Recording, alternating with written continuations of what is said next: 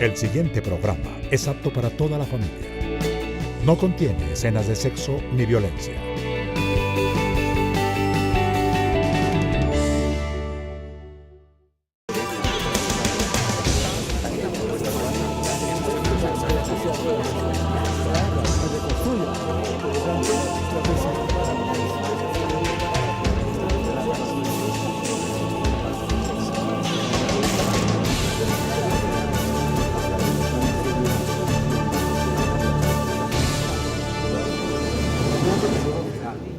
Muy buenas tardes, bienvenidos a Contrastes. Este es un programa creado por la Federación Colombiana de Trabajadores de la Educación para que usted precisamente cree opinión.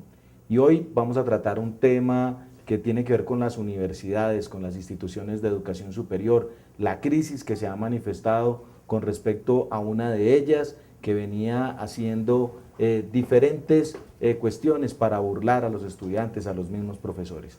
Para tratar este tema nos acompañan dos maestros, uno de ellos es el profesor Gonzalo Arango, él es el presidente de la Federación Colombiana de Profesores Universitarios, y está el profesor Luis Eduardo Varela, él es el vicepresidente de la Federación Colombiana de Trabajadores de la Educación. A los dos bienvenidos, y la primera pregunta es, ¿qué está detrás de todos estos movimientos de la Universidad San Martín, donde los recursos de los estudiantes no han ido a parar a la universidad, le deben plata a docentes, han manejado programas que el ministerio ya les había prohibido ingresar estudiantes, etcétera? ¿Qué hay detrás de todos estos manejos que se estaban dando en la San Martín? Profesor Gonzalo. Bueno, primero muchas gracias por la invitación que me hacen a participar en este importante programa institucional de la Federación Colombiana de Trabajadores de la Educación. A ver, la situación que se vive en la Universidad del San Martín es el destape de una situación que es, podríamos decir, de mucha mayor envergadura y que cobija a muchas universidades privadas. El hecho es que en Colombia el modelo de educación superior que se ha seguido, que se ha establecido y que se concreta en la Ley 30 de 1992 es un modelo de privatización de la educación superior, donde por un lado se generan condiciones para el surgimiento de una serie de cantidades de instituciones de educación superior privadas y de otro lado se lleva a las universidades públicas hacia su privatización a través de diversas formas, y ello permite entonces que las mismas situaciones que se viven en otros sectores de la economía, donde en últimas el propósito fundamental es obtener utilidades, pues tocan también a estas instituciones. Ha sido muchas las veces que hemos tocado las alarmas en relación con la disminución de la calidad en las universidades públicas que han sido abandonadas por el gobierno en su financiación, mientras se les presiona hacia un aumento de la cobertura, y en señalar la existencia de una gran cantidad de universidades que hemos denominado de garaje en el sector privado y que proliferan estas instituciones a partir de la Ley 30 de 1992, donde realmente la educación que se imparte es de muy mala calidad y a través de distintas formas y mecanismos los propietarios de esas universidades o los miembros de las juntas directivas de esas fundaciones que establecen estas instituciones de educación superior utilizan para obtener beneficios económicos de la actividad que allí se desarrolla. Muy bien, profesor Luis Eduardo Varela, ¿cuál es el diagnóstico que usted hace con respecto a la crisis de la Universidad de San Martín y las cosas que le han dado paso, le han dado puertas abiertas para que esto suceda? Bueno, un cordial saludo para toda nuestra audiencia. Decirles que esto tiene su historia. Si bien es cierto, el pueblo colombiano se la jugó por una constituyente allá en la década de los 90 y surge de ello la Constitución Política de 1991. Se establece la autonomía universitaria a través de su artículo 69. Surge desafortunadamente también la Ley 30 del año 1992, con la cual esa autonomía significó una brecha o un espacio muy amplio para lo privado y un espacio muy reducido para lo público. Eso afectó la universidad pública porque ¿qué ha sucedido con esto?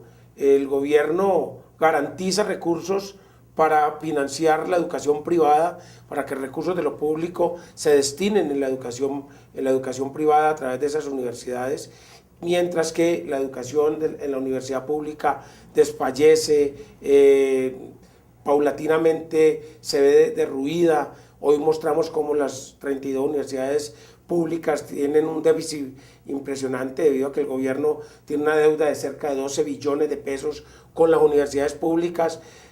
No se justifica cómo en los 4 años del primer gobierno de Santos se le facilita el ingreso de 250.000 estudiantes a las universidades privadas, mientras que a la universidad pública solamente se le garantiza la financiación de cerca de 35.000 estudiantes.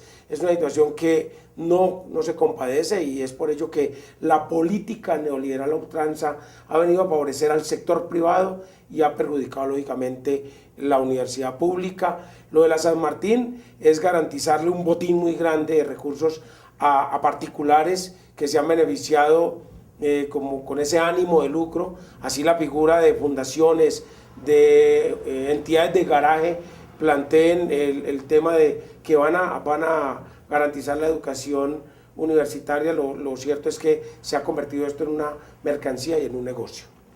¿Por qué el Ministerio de Educación, digamos, al ver toda esta situación, responde hasta ahora y mete en la lista también universidades públicas? Yo entiendo la crisis, por un lado, financiera de las universidades públicas, pero también hay una crisis allí, hablan de universidades como la Distrital, la UNAD, etcétera.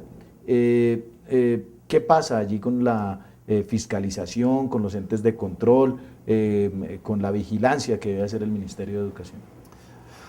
A ver, la autonomía universitaria se ha entendido, como bien lo acaba de señalar el señor vicepresidente de FECODE, en una patente de corso para el sector privado.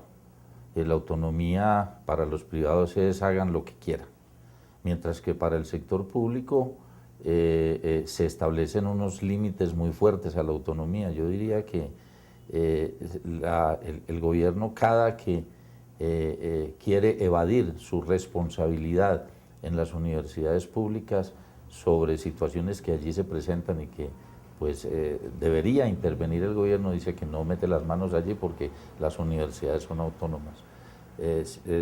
Nosotros creemos que la autonomía para el sector público está fundamentada específicamente en dar autonomía financiera para que las universidades consigan distintas fuentes de financiación y puedan ágilmente hacer negocios para autofinanciarse.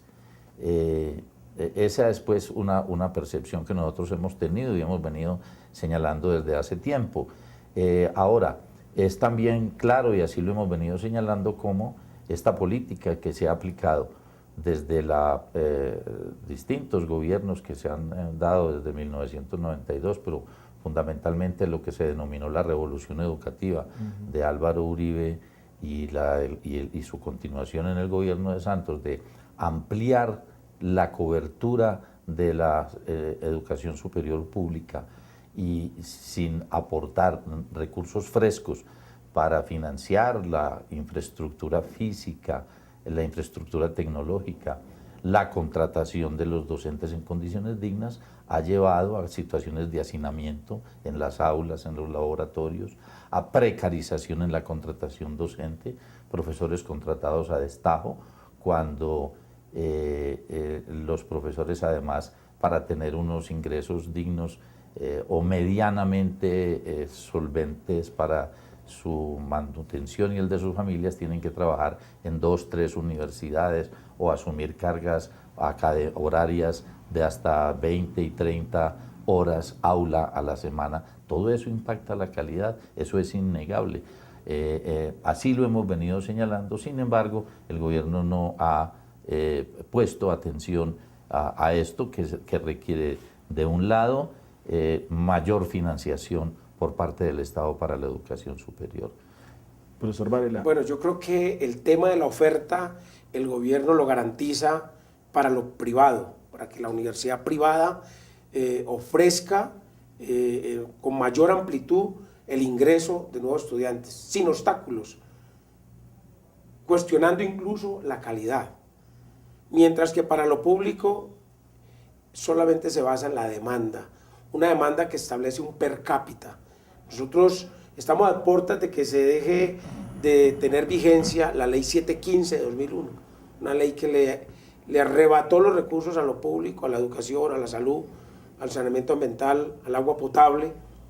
Y en el 2016, y por eso PECODE y todas las organizaciones, yo creo que el sector universitario, debemos unirnos, llamar a la MANE, que lo hizo muy bien el pasado 16 de octubre, para que nos preparemos y demos esa lucha por recuperar los recursos que se le arrebataron a lo público en el marco de la nefasta ley 715 de 2001. Tengo una preguntita para los dos, pero se la hago después de este corte comercial.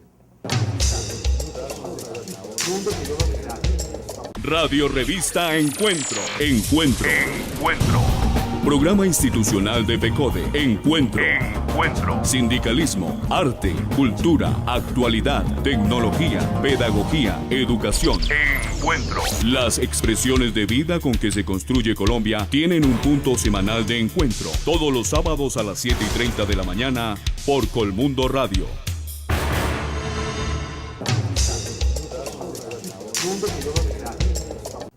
Profesor Luis Eduardo Varela, reiniciamos este diálogo con la pregunta que le anticipé. Independientemente de si se es público o se es privado, ¿cómo se debe obrar, por ejemplo, cuando se detectan casos de corrupción, compra de infraestructura que de pronto no haya sido hecha legalmente, exceso de recursos públicos gastados en algo que no debió hacerse? ¿Qué se debe hacer allí, digamos, para garantizar que lo público tampoco se dilapide? Bueno, a ver, yo creo que el gobierno nacional ha sido benévolo en este tema con el sector privado. La autonomía universitaria ha sido desviada por un espíritu o un ánimo de lucro, como lo dije anteriormente. En ese orden de ideas, el gobierno ha delegado en los entes de control la fiscalización de la inversión de los recursos por parte del sector privado, pero son investigaciones que se hacen después de ejecutados, después de que los recursos han sido invertidos, se invierten en terceros, en otras actividades, lógicamente entrando en un detrimento de la calidad. Todo eso lo ha favorecido en el sector privado, mientras que con un mayor auge o una mayor presión se va contra lo público, se le niegan los recursos, escasamente el acuerdo por lo superior que fue recientemente, creo que el acuerdo 2034 ha planteado que van a optar por buscar recursos para la educación, pero estos no van a ser suficientes, porque escasamente se destinan recursos que no ascienden ni siquiera a $1 billón, cuando hoy el déficit que se tiene con la universidad pública es de 12 billones de pesos. Yo creo que aquí el gobierno ha expedido recientemente un decreto a través de lo que es la gestión que ha implementado la actual ministra de Educación, a través del presidente de la República. Esperemos que se entre a favorecer esas familias que hoy están allá en el sector privado, que han creído en estas universidades privadas, y se les garantice a sus estudiantes, a sus hijos, ese derecho a la educación, y que no vayan a verse perjudicados con un futuro para bien de la sociedad. Profesor, la misma pregunta, ¿allí deben actuar los consejos superiores para evitar que se den malos manejos, el gobierno debe intervenir, la rama judicial? ¿De qué manera se puede controlar eso? Sí, pues, a ver, hemos dicho siempre que la autonomía es total pero no absoluta. Eso quiere decir que hay ciertos ámbitos del manejo universitario que deben tener los controles como cualquier entidad donde el Estado coloca el dinero de los colombianos, porque el Estado no es el dueño del dinero, sino el administrador de los dineros que los colombianos pagamos en impuestos. Sin embargo, lo que hemos visto es que en aras a favorecer la privatización, el gobierno se hace el de la vista gorda con todo. Nosotros tenemos en el eje cafetero la experiencia de la creación durante muchos años, el funcionamiento de lo que se denominó la Corporación Alma Mater, que fue quizás el aparato de mayor contratación que hubo en el país, donde se evadían todos los controles para la contratación pública y mediante el artilugio de funcionar como institución pública, porque era una corporación creada por universidades públicas para hacer convenios interadministrativos con cualquier ente del orden regional o nacional del sector público, evadía ciertas normas que hay para la contratación pública, porque después de haber actuado como público frente a las instituciones a quienes les iba a administrar recursos, actuaba como privado frente a los contratistas que buscaba para que hicieran la ejecución de esas obras. Y finalmente lo que terminó siendo fue una institución de triangulación de contratación que pues generó situaciones muy nefastas. Todo con el visto bueno de los representantes del presidente y del ministro en los consejos superiores de estas universidades, y que lo permitía el gobierno porque era una modalidad y un ejemplo de cómo las universidades podían autofinanciarse. Entonces ha habido una gran laxitud en ciertas cosas. Lo otro es que la autonomía se ha utilizado para privatizar internamente las universidades. En los consejos superiores de las universidades, fundamentalmente en las universidades de provincia, se han enquistado unos grupos de poder político regional y local que mantienen el control durante mucho tiempo, rectorías que duran 10, 12, 15 años. Y esos grupos abusan de la autonomía, porque aunque la Constitución y la ley dice que la autonomía es una prerrogativa que se le concede a las comunidades académicas, la falta de democracia dentro de las instituciones hace que la autonomía y los beneficiarios de ella sean un grupo de 5 o 6 personas que controlan los consejos superiores. Profesor Varela, para minimizar o desaparecer todo este problema que se está presentando con las universidades públicas, con la exageración de prebendas y que se le dan a las universidades privadas, ¿qué se debe hacer? ¿Una reforma a la ley 30, una nueva ley, una ley consultada con toda la sociedad? ¿Cuál es la propuesta de la Federación, de la MANE, etcétera, para que esto cambie? Qué buena pregunta, Jessy. Yo creo que el pasado 16 de octubre se reactivó la Mesa Amplia Nacional Estudiantil. FECODE siempre ha apoyado a la MANE. Consideramos nosotros oportuno que al margen de ese acuerdo por lo superior nos preparemos para una nueva ley de educación superior que desmonte la privatización a ultranza de la educación universitaria y que se convierta en un derecho fundamental. Consideramos nosotros que será pues el trabajo mancomunado de todos los comprometidos con la defensa de la educación pública en el país. Sabemos que no se va a poder acabar con la educación privada en el sector universitario, porque no se cuenta con la infraestructura, pero yo creo que si hablamos hoy de la paz, de un acuerdo de paz en Colombia, que a propósito pues ha tenido dificultades recientemente, nosotros sí consideramos que va a ser a través de ese trabajo mancomunado de FECODE, de FENALPRO, de ASPU, de todas las organizaciones, que nos unamos para que jalonemos una nueva ley de educación superior que reivindique lo público y favorezca el interés general como lo estableció la Carta Superior. Muy bien. Profesor, ¿por qué el Estado, por qué el gobierno no ha actuado diligentemente frente a la crisis de las universidades públicas, que hablan ya de un déficit de casi 13 billones de pesos, 12.5, casi igual al déficit del presupuesto nacional para el año entrante? ¿Por qué no se ha actuado allí? ¿Qué le dice el gobierno a las instituciones públicas para no darle estos recursos? A ver, hemos dicho que la Ley 30 está enmarcada dentro de las políticas establecidas por el gobierno y las reformas a la normatividad para poner en marcha el modelo neoliberal. La educación y la salud dentro de esa concepción neoliberal dejan de ser derechos y se convierten en servicios o en mercancías. Y la legislación que se expide busca es regular el mercado de esas mercancías dentro de la concepción de la privatización. No es una política orientada hacia garantizar el derecho. Estamos completamente de acuerdo con lo que decía Luis Eduardo en este momento. Yo creo que 2011 es un año ejemplar para las luchas sociales, en tanto que no solamente fue la movilización estudiantil, que fue muy importante a través de la MANE, sino el respaldo que tuvo de todo el sector educativo y de vastos sectores sociales y de la población, porque esta reivindicación de la educación como un derecho no hace parte de ninguna postulado de corte socialista. Esto lo inventó el capitalismo desde hace mucho tiempo y países capitalistas muy importantes tienen la educación gratuita. Acaban en estos días de terminar en algunos estados alemanes donde la universidad es gratuita, no solamente para los ciudadanos alemanes, sino para el que quiere ir a estudiar allí, de cualquier parte del mundo, porque entienden que la educación superior es un puntal insustituible para el desarrollo económico y social de estas naciones.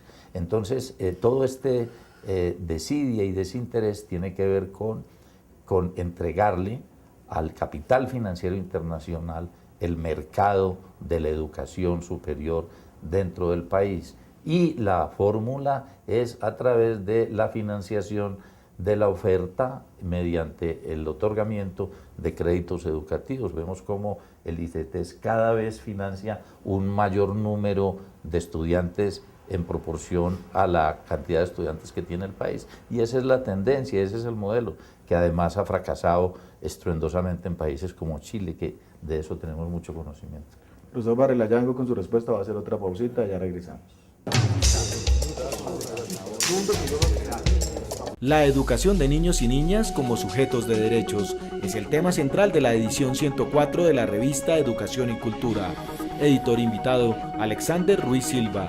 Los niños, las principales víctimas de la violencia estructural, pobreza, exclusión y maltrato. Los invitamos a leer a nuestros articulistas.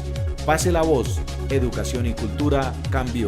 Suscríbase llamando de lunes a viernes al teléfono 245-3925 y reciba cada 2 meses su revista directamente en su casa y sin recargos. Profesor Luis Eduardo Varela, la misma pregunta: ¿por qué ese faltante tan grande en el presupuesto de las universidades públicas no ha sido entregado por el gobierno nacional? ¿Por qué le sigue tomando el pelo a las universidades después de semejante lucha que dieron la mano y que siguen dando ustedes, los profesores? Yo creo que es que lo que ha planteado el gobierno son pañitos de agua tibia en lo que tiene que ver con restituirle esos recursos que se le han arrebatado a la educación superior en Colombia. Por eso el llamado que hace PECODE es a que nuestro pliego de peticiones en el mes de enero va a plantear una lucha ardua por la reforma constitucional de los artículos 356 y 357 de la Constitución.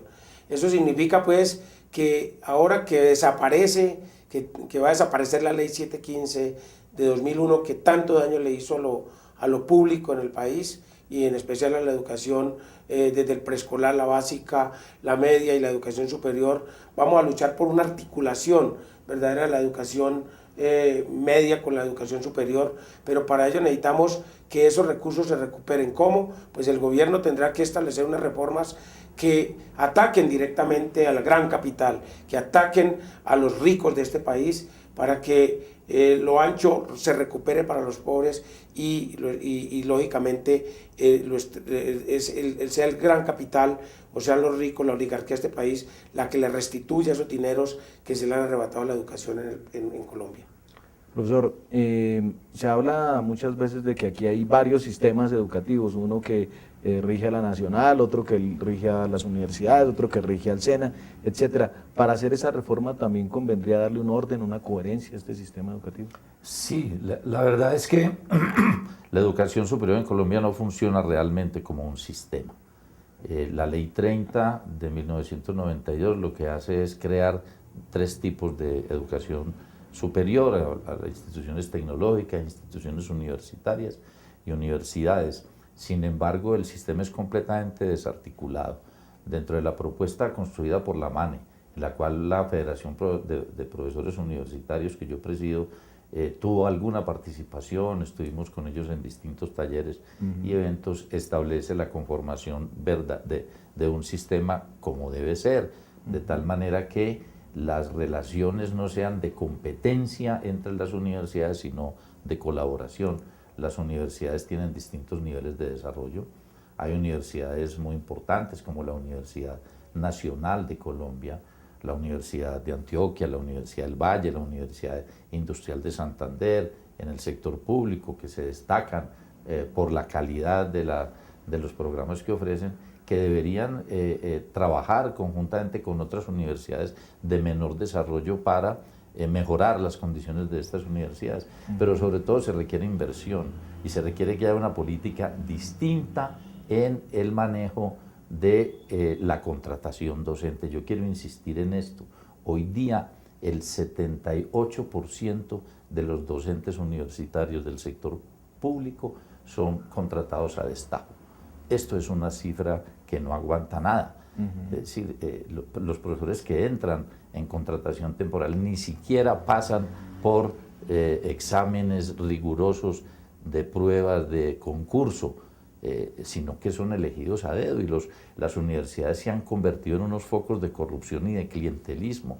Todo esto tiene que modificarse, la relación entre profesores de planta, de carrera, que tienen un proyecto de vida vinculado a la universidad y una remuneración digna, debe ser al contrario, debe haber por lo menos un 80% de profesores en estas condiciones y un 20% que se deje de contratación temporal para resolver problemas que se generan cuando los docentes de planta se van a situaciones administrativas como estudios de posgrado, pasantías, etcétera, o para contratar mediante la modalidad de catedráticos a profesionales que, estando en el sector privado y no quieren abandonar su posición, tengan mucho conocimiento que aportarle a la universidad. Entonces se requiere una política educativa distinta en su conjunto, que tenga como norte y realidad hacer una verdad el que todos los colombianos que tengan la posibilidad de acceder a la educación superior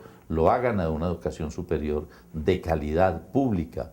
Repito, como lo señalé ahora, como es en muchos países del mundo, hay que crear nuevas universidades y hay que refinanciar y recuperar las universidades públicas que hoy día se han deteriorado como consecuencia de la política gubernamental de financiamiento.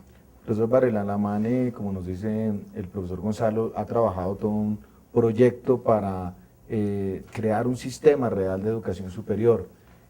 ¿Cómo se debe hacer para vender ese proyecto, es decir, de alguna manera, que entre al Congreso de la República, que también FECODE lo reivindique, agrupar a todas las diferentes entidades interesadas en que este sea una realidad? ¿Cuál sería, cómo lo vería usted, la mejor manera para que sea una realidad? Bueno, yo reitero que cuando hablamos de una nueva ley de educación superior, es para que se amplíe la democracia y el sistema social de financiamiento, para que se desmonte la privatización, como lo dije anteriormente, para que haya un bienestar universitario no asistencialista y digno, para que se tenga en cuenta la autonomía, pero para impulsar la investigación científica y, ante todo, el arte de Estado como sujetos de ciudadanía política y social plenas. Es decir, ahí vamos a tener que ayudar desde todos los frentes. La acción parlamentaria va a ser muy importante, rodearnos de todos aquellos sectores políticos comprometidos con la defensa de la educación pública en nuestro país. Profesores, mil gracias por habernos acompañado en esta tarde de domingo para analizar un tema tan importante para el país como es la educación superior, todos los negocios que se mueven alrededor, la privatización y la falta de presupuesto para las universidades públicas y de un sistema que garantice realmente este derecho en Colombia. A ustedes los invitamos para que nos acompañen el próximo domingo aquí nuevamente en Contrastes, porque la realidad tiene diferentes miradas. Buenas tardes.